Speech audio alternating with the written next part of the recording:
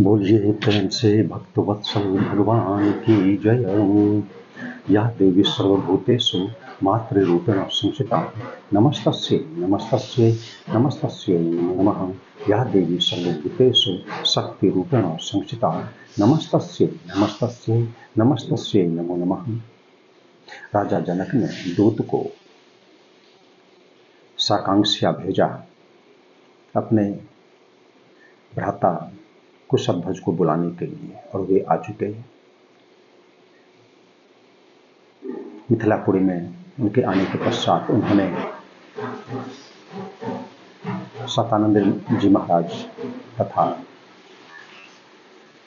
राजा जनक को प्रणाम किया और दिव्य आसन पर आसीन हुए। इसके बाद बंधु बांधवों सहित राजा दशरथ को बुलाया गया। वे सब आए और उसके बाद राजा जनक से आज्ञा पाकर राजा दशरथ के जो पुरोहित हैं महर्षि वशिष्ठ, वे राजा दशरथ की वंश परंपरा का उल्लेख करने लगे। सबसे पहले ब्रह्मा जी से बात आरंभ होगी। ब्रह्मा जी उत्पन्न हुए, उनकी उत्पत्ति का हेतु और व्यक्त बतलाया जाता है और वे स्वयंभू भी कहे जाते हैं। इसके बाद मरीचि हुए, कश्यप हुए, विवस्वान हुए, वैवस्वत मनु हुए और इक्ष्वाकु हुए, जो कि अयोध्या के प्रथम राजा कहे जाते हैं। तदंतर पृथु हुए, त्रिशंकु हुए, मानधाता, सगर, ये सब हुए। सगर के पुत्र असमंज, फिर अंशुमान, अंशुमान के बाद दिलीप, भगीरथ, रघु, अम्बरीश, ययाति, नहुस, अज और तदंतर राजा दशरथ हुए। इस तरह से वंश परंपरा का उल्लेख किया गया। परंतु राजा सगर के जो पिताजी थे उनके समकालीन है वंश था और अन्य वंश भी थे। ये सब इक्ष्वाकु वंश से शत्रुता रखते थे। राजा सगर के पिताजी वहां से हिमालय पर्वत पर चले आए। उनकी दो रानियां थीं और सब वहीं हिमालय पर्वत पर निवास करने लगे। कालांतर में राजा के पिताजी दिवंगत हो गए। उनकी दोनों रानियां गर्भवती थीं। एक सौत ने दूसरे को भोजन में विष दे दिया। जिसके भोजन में विष दिया गया उसका नाम कालिंदी था। वह पहुंची ऋषि च्यवन के पास और उन्होंने कहा, च्यवन ऋषि ने, कि तुम चिंता मत करो, तुम्हें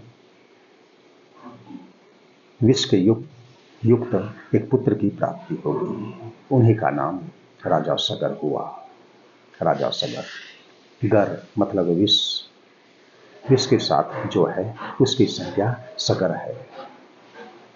इसी तरह से इस कुल का उल्लेख किया गया और वशिष्ठ मुनि ने कहा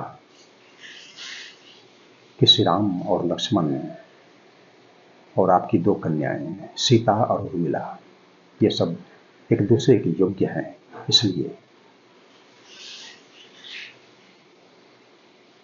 इनका युक्त वर्ण हो, यह कहा गया।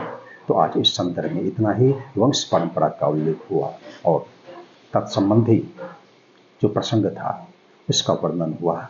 और अब आगे के अंश का श्रवण हम लोग ईश्वर की कृपा से कालांतर में करेंगे, जिसके अंतर्गत राजा जनक अपने वंश परंपरा का उल्लेख करेंगे और तत्संबंधी जो प्रकरण होगा उसका श्रवण करेंगे। आज इतना ही। सीताराम सीताराम सीताराम जय सीताराम, सीताराम सीताराम, सीताराम जय सीताराम, सीताराम सीताराम, सीताराम सीताराम, सीताराम सीताराम, सीताराम सीताराम, सीताराम सीताराम, सीताराम जय सीताराम, सीताराम सीताराम, सीताराम जय सीताराम।